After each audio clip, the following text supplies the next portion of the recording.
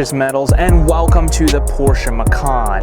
Behind me is a 2015 Porsche Macan S, and while you have no doubt seen a Macan before, whether at the Whole Foods parking lot or the Starbucks drive-thru, very few people appreciate it as a lifted sports car.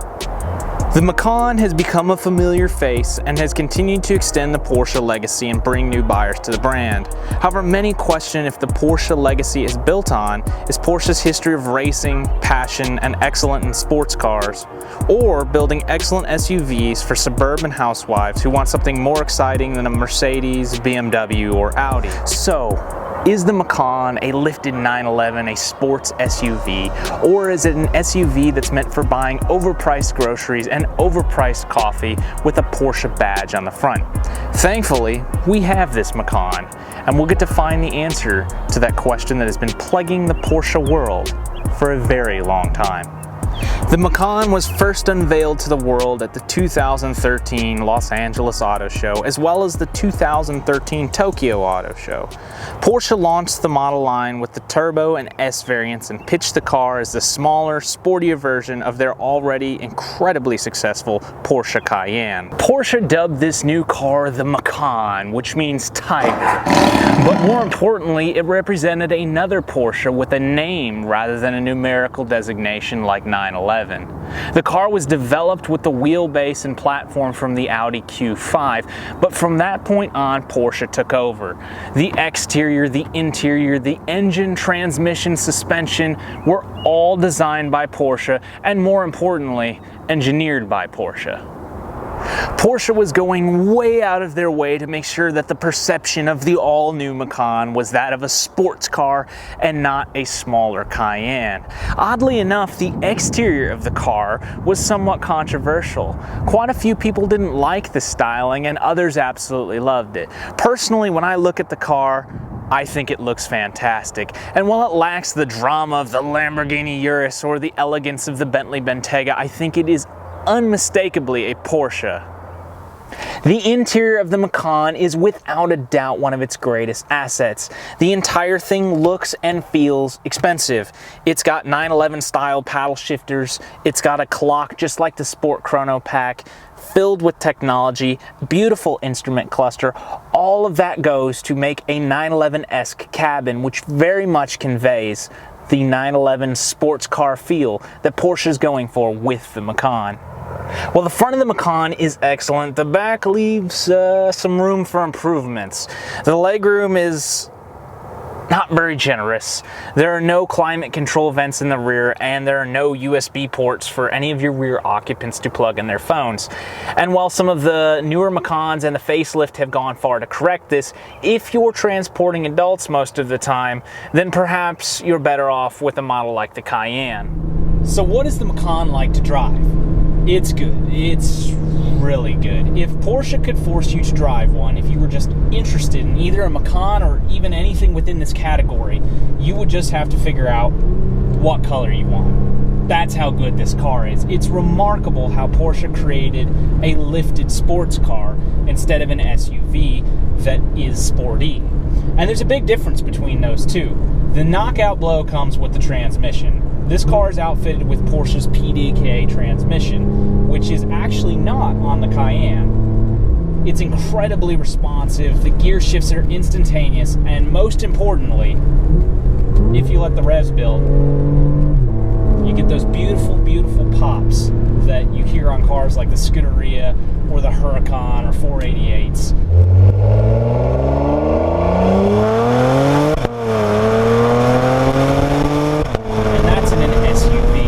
So the transmission's good, but PDK being excellent is not new news.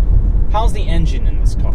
Well, it's incredibly responsive. It has a definite amount of power to it. Not so much that you can't use it and have fun on back roads, but enough that you definitely don't feel like you need the turbo, or the GTS in fact. If there was a shortcoming to the engine, it's in fuel efficiency.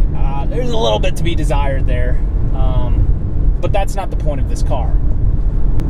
Porsche has a variant for everyone's needs, whether it's the base 4-cylinder, which is the most reasonably priced and economical to buy, or you go full send with the Macan Turbo. Between that, you have the S and GTS variants.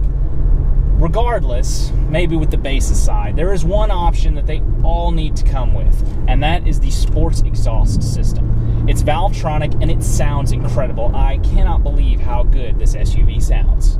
The Macan has since had a facelift and has become a massive success story for Porsche. Majority of the shortcomings of the first generation Macan have been corrected on the new car.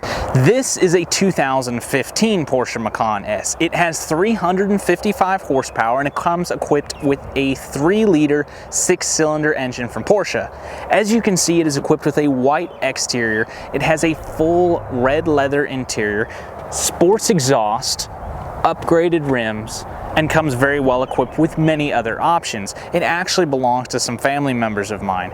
As you can also see, it has stripes and graphics on it which add 500 horsepower and make it a one-of-one Macan GT3. In all seriousness, the stripes and graphics were inspired by a local Cayman GT4 that we saw. And after all, you have to separate yourself from all of the base Macans that are driving around malls curbing their rims. Overall, the Macan is an excellent car, but it isn't perfect. The back seats lack room and fall short of the competition. The size of the car limits it too. The Maserati Levante, Alfa Romeo Quadrifoglio, Lamborghini Urus, and even Porsche's own Cayenne all leave the Macan in the dust when it comes to rear seat comfort. The Macan also does not lead the charts in performance, and it's rare that a Porsche normally does. Where Porsche excels, and the Macan is no exception, is in unquantifiable data.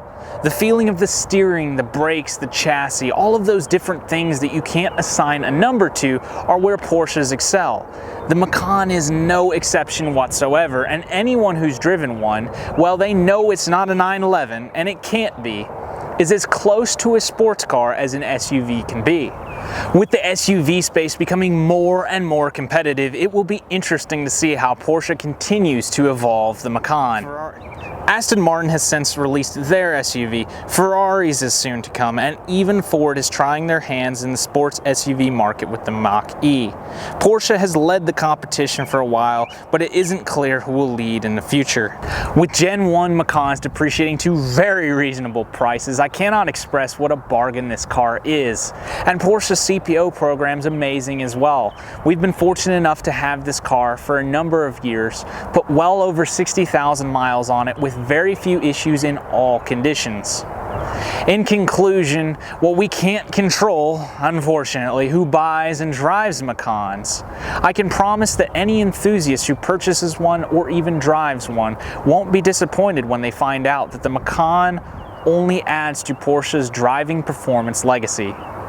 Thank you for watching. I hope you enjoyed the video. Please subscribe for plenty more content to come.